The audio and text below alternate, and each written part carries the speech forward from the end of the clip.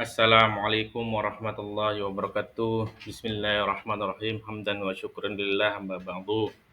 Alhamdulillah teman-teman sekalian, kita masih diberi kesempatan untuk dapat belajar bersama mengenai materi kali ini, yaitu tentang pemilu sebagai sarana perwujudan kedaulatan rakyat.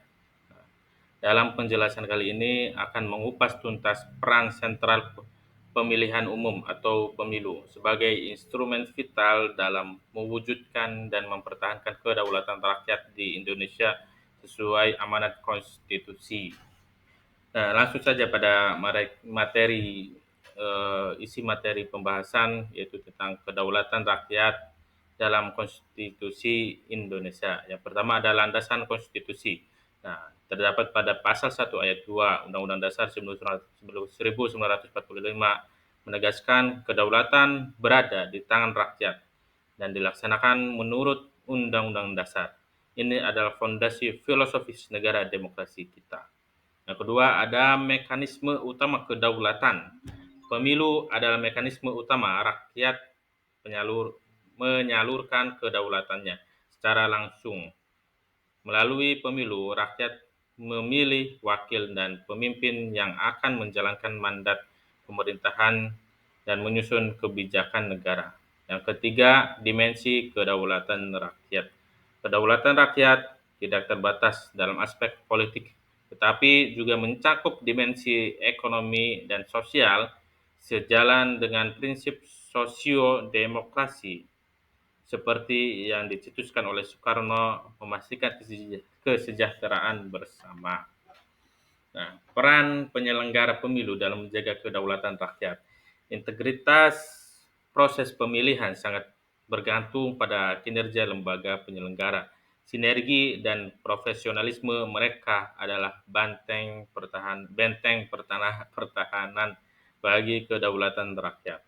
Itu yang pertama, ada sinergi lembaga. Yang kedua, penegakan hukum zero mistake. Yang ketiga, ada kepastian hukum dan demokrasi sehat.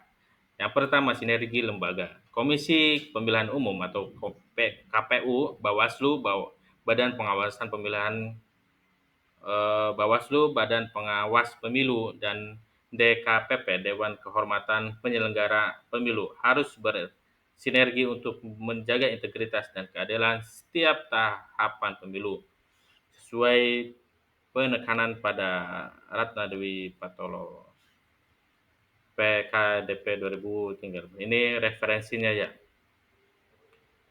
Nah, yang selanjutnya itu menekankan hukum pemilu harus menganut prinsip zero mistake untuk memastikan bahwa setiap proses berjalan jujur, adil, dan transparan, menghilangkan keraguan publik terhadap hasil pemilihan.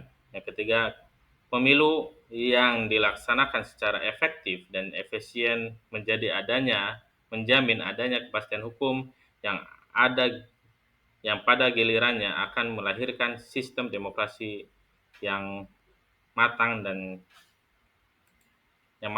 sehat bagi bangsa. Penyelenggara pemilu yang independen dan berintegritas adalah persyaratan mutlak bagi pemilu yang kredibel dan hasil yang sah secara demokratis.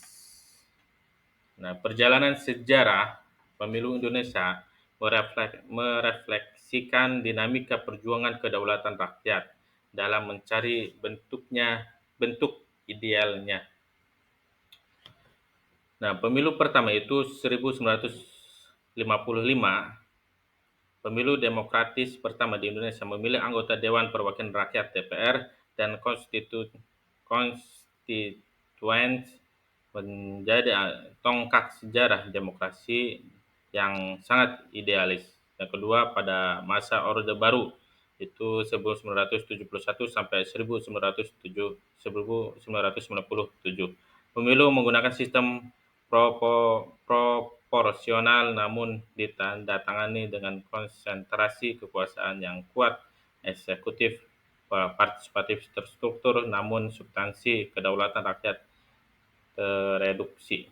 Yang ketiga, era reformasi, yaitu 1999 sampai sekarang.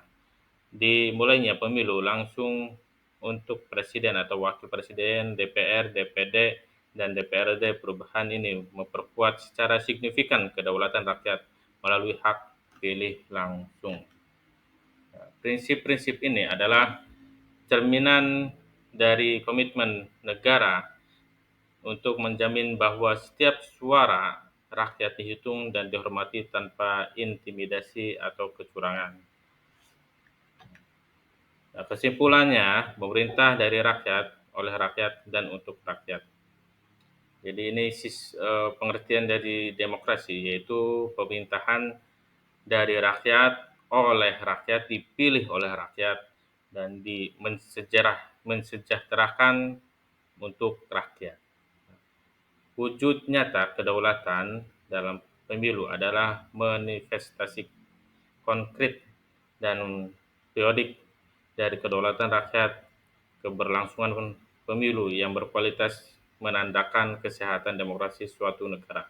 Yang kedua, kunci keberhasilan pemilu terletak pada kolaborasi partisipasi aktif masyarakat sebagai pemilih cerdas dan profesionalisme serta integritas tinggi dari para penyelenggara pemilu.